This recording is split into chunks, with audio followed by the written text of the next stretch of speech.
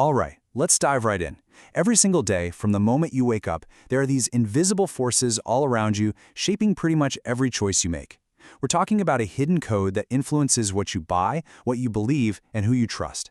Today, we're going to crack that code wide open. You know that feeling, right? You walk out of a store with something you totally didn't need, or you agree to help a friend move for the third time this year, and you just stand there thinking, wait, how did that happen? It's like you were nudged into saying yes, but you can't quite explain how. Well, that little nudge is exactly what we're going to unpack.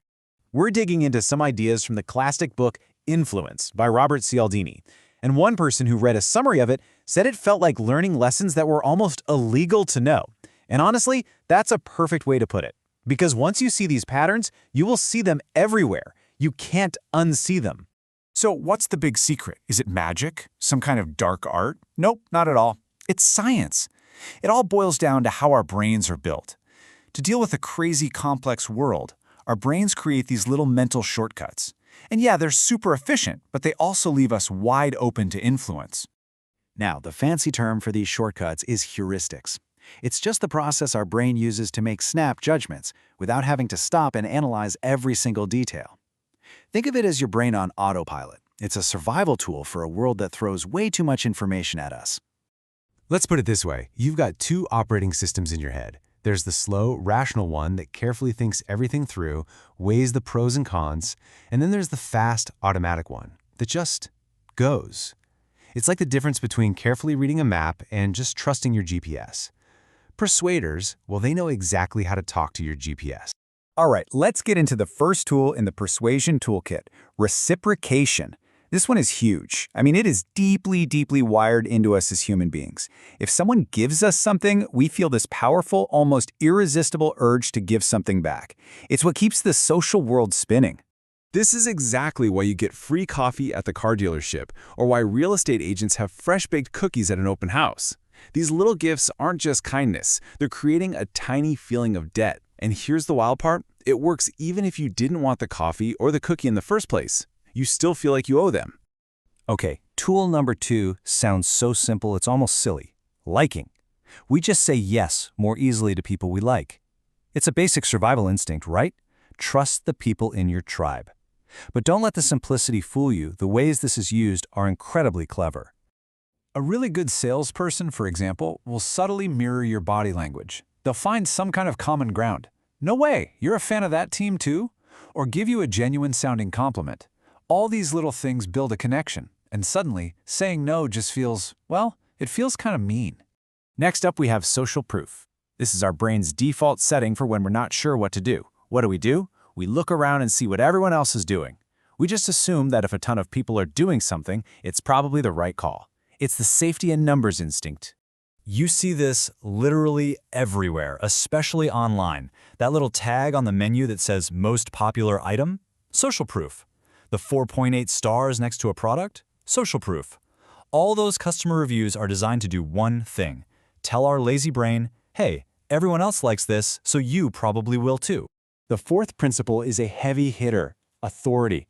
We are just wired to listen to people we see as experts or authority figures. And this response is so automatic, so ingrained, that when it kicks in, we often just stop thinking for ourselves.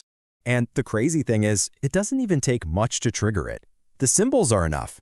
A uniform, a title like doctor before someone's name, or even just flashing some credentials. That can be all it takes for us to flip the switch from critical thinking to just plain compliance. And our fifth tool for today plays on a very basic human fear, the fear of missing out. We're talking about scarcity. The moment we think something is rare or that we might lose the chance to get it, we suddenly want it way, way more. You know the drill. Limited time offer, flash sale, only 3 left in stock, exclusive access for members. All these phrases are designed to create urgency and bypass your rational brain. You stop asking, do I really want this? And you start worrying, what if I miss out? Okay, so let's dig into one of the most subtle and honestly most brilliant principles of them all, what we can call the consistency trap. This is all about our powerful, deep-down need to be consistent with what we've already said or done. At its core, it's about our own self-image. We want to see ourselves as reliable, consistent people. So once we commit to something, especially if we say it out loud or write it down, there's this intense internal pressure to stick to it, just so we don't look wishy-washy. So here's how the trap is set. First, they get you to agree to something small and easy, something you'd have no reason to say no to. Then, a little later, they come back with a bigger request, but it's related to that first thing you agreed to. Think of signing a petition to support the troops and then getting a call asking for a donation. Your brain goes, well, I already said I support them, so I should probably follow through. Now, we've mostly been talking about sales and marketing, but what happens when these incredibly powerful tools, consistency, authority, social proof, are used for something much bigger? What happens when they're not just used to sell you a car, but to sell you an entire ideology? Well, that's when influence can become a weapon. One person in our source material put it so bluntly it's almost chilling. They said, propaganda is just good persuasion used as a weapon. Let that sink in for a second. When you apply these techniques systematically and on a massive scale, the impact can be absolutely profound. And here's what's truly frightening. Over time, constant and careful messaging using these very principles can actually start to shift a person's core values.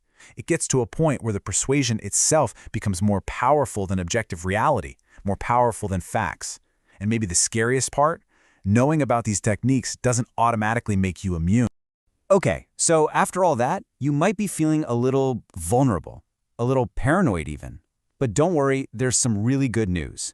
There is an incredibly powerful defense against all of this, and it's something you can start using this very second. Here it is. Your number one ironclad defense is just awareness. That's it. The moment you can spot the technique being used, the second your brain goes, oh, wait a minute, that's scarcity, or, they're using social proof on me, you break the spell. The automatic pilot switches off and your rational brain gets back in the driver's seat. So there you have it. You now have the keys to the code that shapes so much of our world. You'll start seeing it in commercials, hearing it in speeches, and noticing it in your day-to-day conversations. The question is no longer if you'll see it, but now that you know the secrets, what will you do?